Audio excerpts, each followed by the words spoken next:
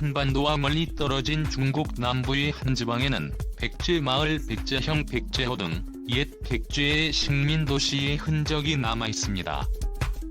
우리 역사의 미스터리로 남은 백제 흑지상지 장군이 바로 이곳 출신이며 오늘날까지 검은 열매를 씹어차가 검게 변하는 풍습이 있어 이 백제 마을의 원주민들은 검은 지하를 의미하는 흑지상지의 후손이며 백제 식민도시의 후예들이 여전히 이곳에 남아있다는 학계의 탐구가 있은지 벌써 수십 일년이 다 돼갑니다. 이곳은 바로 한국과 아주 멀리 떨어진 홍콩과 베트남 사이의 괌시 정족자치구입니다. 메이저 학회에서는 이곳에 남아있는 백제라는 지명이 그저 우연의 일치일 것이라고 가볍게 넘겼으나 최근 이곳에 나타나는 원주민들의 풍습이나 언어적 특색이 놀랍도록 한국과 일치하다는 것이 학계에 알려지면서 거대한 파장이 일어나고 있습니다. 심지어 2015년도부터는 이들 지역에 거주 중인 소수민족에 의한 무장 독립 시도 움직임이 발생하기 시작하면서 한국인들이 옛 백제의 통치령이었던 백제현 백제인 마을에 대해 깊은 관심을 가질 필요가 있다는 의견이 나오고 있습니다. 국토전략TV 구글 지도에서 백제형이라는 단어를 치면 일본의 일부 도시들과 함께 중국 남서부의 류저우시 중심부가 검색됩니다. 2015년 이곳에서는 광시장족 소수민족 청년 한 사람이 이곳에서 정부에 대항하여 폭발물질을 시가 시내에 터뜨리며 독립의 의지를 날린 사건이 있었습니다. 이 사건은 중국 당국에 의해 은폐될 뻔했으나 광시장족 자치주라는 중국 최대의 소수민족이 거주하고 있는 이 지역에서 홍콩 시위와 연계한 분리독립 시위가 일어날 것을 중국 당국은 우려하기 시작했습니다. 이곳은 놀랍도록 한국과의 인연이 깊습니다. 한국은 신라시대의 괴림을 경주로 불렀습니다. 놀랍게도 이곳에서도 계림이라는 카르스트 지형의 명승지가 남아있습니다. 한자는 다르지만 어감이 유사합니다. 계림은 성스러운 숲이라는 뜻으로 닭과 관련된 귀말지의 탄생 설화로 한국에서는 신성한 수완성과 관련된 지명에 계림이라는 지명을 붙이며 일부 학자들은 고구려의 터전이었던 길림 역시 괴림과 깊은 연관이 있을 것이란 해석을 내놓습니다.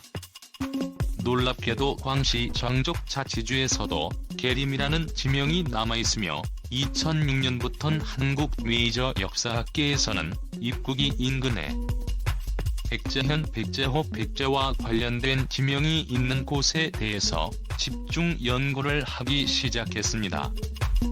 하지만 본격적인 동북공정 이후로 중국 당국에서는 이 마을 인근에 거대한 교통망을 뚫어 백제와 관련된 흔적을 지우려는 움직임이 포착되고 있습니다.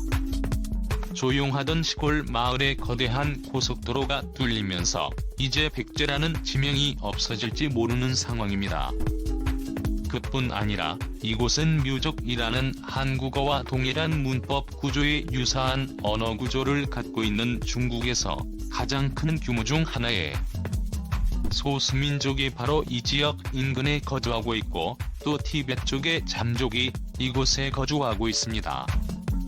티베트어는 한국어와 유사한 언어 구조이며 한국어와 비슷한 단어도 많습니다. 한국어와 비슷한 단어로는 두부는 좁고 간장은 지롱 할아버지는 할배 할머니는 할매 국은 정치 밥 먹었나는 밥 모은다. 밥 먹으라는 밥 먹으라 맛있다는 맛이다. 변소는 통시 등 한국어와 거의 동일한 사실상 지방어에 속하는 언어로 알려져 있어 거대한 충격을 준 바 있습니다.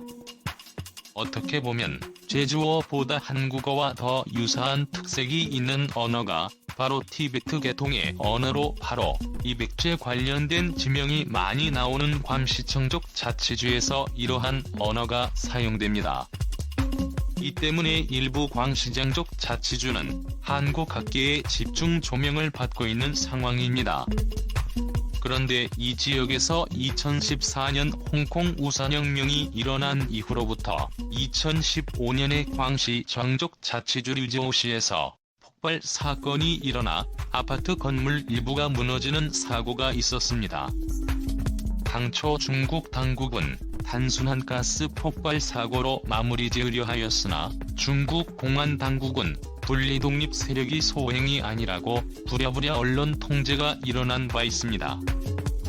티베트 자치주 내몽골 분리독립 대만 문제 홍콩에서의 민주화 운동 신장 위구르의 무장투쟁 운동이 일어나고 있는 중국에서 광시 정족 자치주에서도 무장투쟁이 발생하게 된다면 걷잡을 수 없는 유혈 사태가 일어날 것은 자명하기 때문입니다.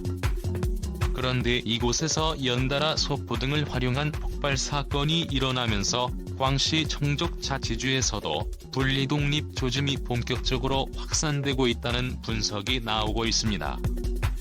여기에 더해서 매년마다 수만 명의 인명피해를 낳고 있는 대규모 홍수 사태가 발생하면서 정부 중앙당국에 대한 불신이 주민들 사이에서 확산되고 있습니다.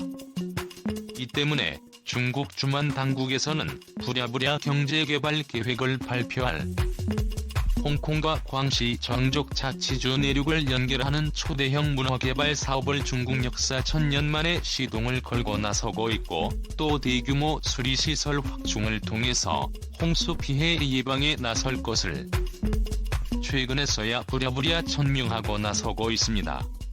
하지만 현재 중국 중앙당국에서는 이러한 거대 토목 사업에 쏟아 부을 예산이 마땅치 않은 상황입니다.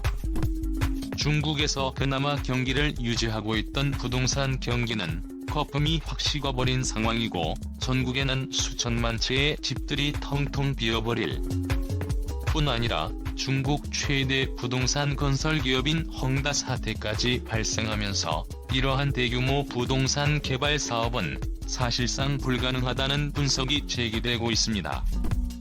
경제난과 물난리 그리고 계림과 같은 유명 관광지를 통해 먹고 살던 현지 주민들은 2020년 발생한 세계적인 질병 사태 이후로 관광객 유입이 사실상 제로에 가까워져 버리자 광수 정족 자치지구의 지방 경제는 사실상 패닉 상태에 빠진 상황입니다.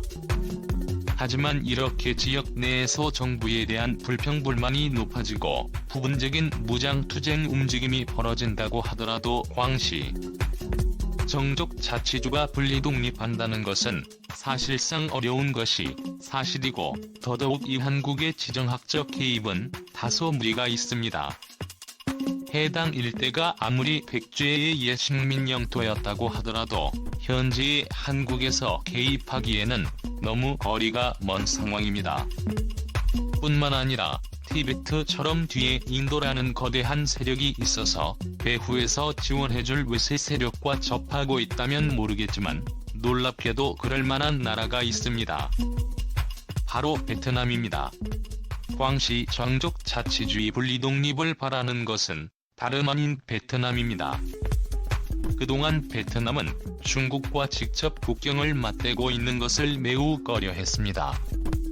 심지어 1979년에는 중국과 베트남이 광시 정족 자치주와 베트남 국경 사이에서 대규모 무력 충돌이 빚어진 바 있으나 베트남의 강렬한 저항으로 베트남이 승리를 한 바 있고, 다시는 중국이 베트남 영토를 침략하지 못하는 계기가 됐으나, 이 사건을 계기로 베트남령 해상 영토였던 파라셀 군도에 중국에서 대규모 인공섬을 만들어버린 후 전략 폭격기까지 배치하며 베트남의 해상 영토를 강탈하는 사태가 빚어지고 있습니다. 그뿐 아니라 베트남의 유명 관광지이자 베트남의 제주도처럼 여겨지는 서민 푸푸 바로 뒤에 위치한 캄보디아의 항구에 대규모 중국 군사기지가 건설될 조짐이 보여지자 베트남은 현재 사면 초가의 상황에 놓였습니다. 베트남은 심지어 최근 베트남 근해에서 중국과 호주 간에 발생한 쇠가루 사건, 즉 중국이 정찰 중이던 호주의 P-82 초계기의 쇳가루를 뿌리는 사건이 발생하자 베트남 국방당국은 호주의 편에 서서 중국의 남중국 해에서의 활동에 강력하게 유감을 표명할 뿐 아니라 IPF 인도-태평양 경제 프레임워크에 적극 참여할 모습을 보이면서 친서방의 움직임을 보이고 있는 상황입니다.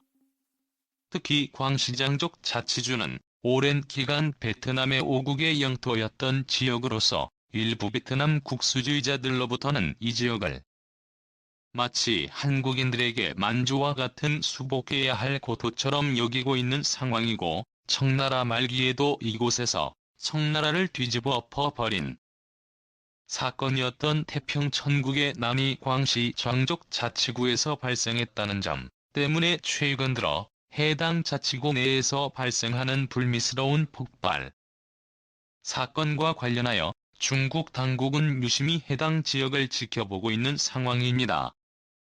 현재 베트남과 중국 사이는 매우 긴장감이 높아지고 있습니다. 베트남이 서사군도를 중국이 무력 점거할 뿐 아니라 베트남의 영해와 배타적 경제 수역 자체를 중국이 인정을 해주고 있지 않기 때문에 중국과 베트남의 갈등은 한국과 중국과의 갈등 그 이상의 상황인 것입니다.